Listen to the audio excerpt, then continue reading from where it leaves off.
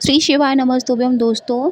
धार्मिक सुरभि चैनल में मैं स्वाति मिश्रा आप सभी का स्वागत करती हूँ। तो मकर संक्रांति आने वाली है जो कि 14 जनवरी 2025 को होगी और कहा जाता है सूर्य के मकर राशि पर आने से ही उत्तरायण कहलाता है। जो उत्तरायण है उसे देवताओं की सुबह माना जाता है, भोर माना जाता है। भीष्म पितामह देवताओं की सुबह होने की ही प्रतीक्षा कर रहे थे, इसलिए बाणों की सैया पर सोए थे और उन्होंने इतने दिनों तक प्राण नहीं त्यागा था, ताकि जब देवताओं की सुबह आए तो वो जो है अपने प्राणों को त्याग सकें और देवलोक में जा सकें। और लोक परलोक की जो गति होती है वो तीव्र होती है, जबकि पृथ्वी की गति धीमी होती है। पृथ्वी लोक का 1 वर्ष बीतता है तो देवताओं का 1 दिन होता है, जिसमें 6 महीना यानी कि 14 जनवरी से लेकर लगभग 14 जून के आसपास तक देवताओं का दिन होता है। बाकी जो 6 महीना बचता है वह देवताओं की रात्रि होती है। इस प्रकार 6 महीना दिन रात मिलकर देवताओं का 1 दिन माना जाता है। हमारा 1 वर्ष बीत जाता है इस दिन, यानी कि 2025 में 14 जनवरी को मकर संक्रांति के दिन जो सूर्योदय से पहले स्नान कर लेता है उसको 100 गज गोदान करने का पुण्य मिलता है। कितनी सरलता से पुण्य कमाने का शुभ अवसर मिलता है, तो इसे ज़रूर कमाना चाहिए। पुण्य की जितनी अधिक कमाई हम कर सकें हमें कर लेनी चाहिए। इस दिन जो है आप संगम के जल से स्नान ज़रूर करिए। संगम के अगर जल ना हो, संगम मतलब 3 नदियों का संगम होता है जहाँ पर गंगा, यमुना और सरस्वती। संगम नदी का अगर जल ना हो तो गंगा जल में आप ले लें, उसके बाद शुद्ध जल भर लें और उसमें काला तिल डालकर उससे ही आपको स्नान करना चाहिए। के साथ साथ आपको 1 दिन पहले से ही काले तिल का उपटन भी तैयार कर लेना चाहिए। काला तिल अच्छे से साफ़ कर लीजिए, उसके बाद उसको धूप में थोड़ा सा सुखा लीजिए। धूप में सुखाने के बाद जब वो हल्का सा थोड़ा सा कड़कपन उसमें आ जाएगी तो उसको मिक्सर ग्राइंडर में पीस लीजिए। पीसने के बाद उसका जब हल्का सा पाउडर बन जाएगा, थोड़ा सा दरदरा उसको रखिएगा। उसमें 1-2 बूंद सरसों के तेल डालकर और उसके बाद उसमें पानी मिलाकर आप जो है उसका उपटन बना लीजिए। स्नान करने से पहले जिस दिन आप माघ स्नान करेंगे मकर संक्रांति वाले दिन, उस दिन आप उसको जो है अच्छे से उपटन की तरह लगाकर पूरे शरीर पर हल्का हल्का सब जगह लगाकर मल लीजिए, रगड़ लीजिए और उसके बाद फिर काले तिल से स्नान कर लीजिए। तिल के तेल की आप मालिश भी करिए, ऐसा करने से भी आपको पुण्य ज़रूर मिलेगा। जो लोग मकर संक्रांति के दिन स्नान नहीं करते वे 7 जन्मों तक निर्धन और रोगी रहते हैं।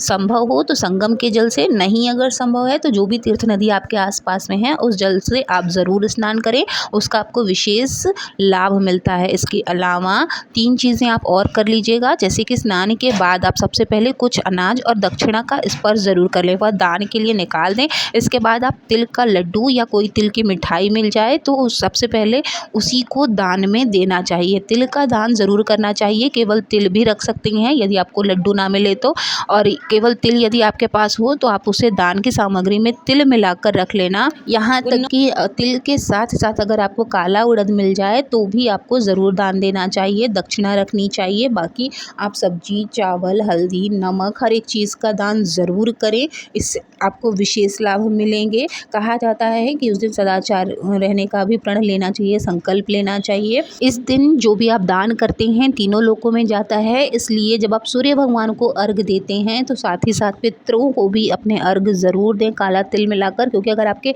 पितर आपसे प्रसन्न रहेंगे तो आपके घर में हमेशा सुख समृद्धि बनी रहेगी। इसी के साथ साथ आप जिस भी अपने इष्ट देव की पूजा करते हैं माघ महीने में विस्तृत रूप से, चाहे आप श्री हरि की, लड्डू गोपाल की, शालीग्राम भगवान की, माता रानी की या फिर भोलेनाथ की, हनुमान जी की, जिसकी भी आप पूजा करते हैं उनका पूर्ण श्रृंगार का आपको प्रतिदिन अच्छे से उन्हें स्नान कराइए, प्रतिदिन उनका श्रृंगार करिए ताकि आपको पूर्ण आशीर्वाद मिले। इसी के साथ साथ जो है शाम के समय में 14 दियों का आप दीपदान ज़रूर करें। इसके अलावा आप शिव मंदिर ज़रूर जाएं। शिव मंदिर की चौखट पर जाकर गोलपाती का, देसी घी का दीप जलाएं, उसमें काला तिल ज़रूर डालें। संभव हो तो गाय को उस दिन हरा चारा ज़रूर ज़रूर खिलाएं, गाय की सेवा ज़रूर करें।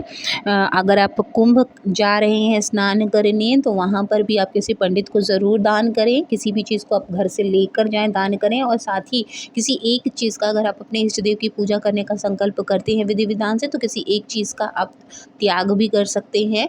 त्याग मतलब कि आप जैसे कि कोई लौकी का त्याग कर दीजिए, या अपने किसी जैसे आपसे अगर कोई आप जान रहे हैं कि आपसे जानबूझकर कोई गलती हुई है, तो किसी एक चीज़ का त्याग कर दीजिएगा अगर आप। और 1 साल पूरे माघ महीने दोबारा आने तक अगर आप उस चीज़ का त्याग कर देते हैं, तो कहा जाता है कि इससे भी आपको अपने दोषों से छुटकारा मिलता है। तो कोई भी एक सब्जी या कोई भी एक फल या कोई भी एक अपनी पसंदीदा चीज़ आप वहाँ पर त्याग कर ज़रूर आएँ। साथ ही साथ आप वहाँ से आते समय कुछ जैसे फूल है, सुगंधित फूल है, या फिर रक्षा है, कुछ ऐसी चीज़ें जो आपके पूजा के समय में काम आए, उसको ज़रूर लेकर आइएगा, जो आपके घर में पॉजिटिव एनर्जी यानी कि सकारात्मक ऊर्जा लेकर आए।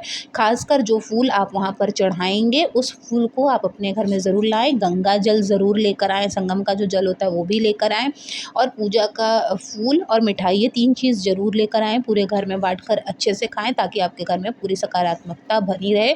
और जिस तरह से फूल अपनी खुशबू बिखेरता है, ठीक उसी तरह से आप भी, आपके घर में भी पूरी पॉजिटिव एनर्जी बनी रहे। तो आई होप कि आप सभी के लिए ये वीडियो बहुत यूज़फुल रही होगी। वीडियो अगर आपको अच्छी लगी हो तो प्लीज़ चैनल को ज़रूर सब्सक्राइब कर लीजिएगा। मिलेंगे नेक्स्ट वीडियो में, तब तक महादेव की कृपा हमेशा आप सभी पर बनी रहे। ओम नमः शिवाय। जय माता दी।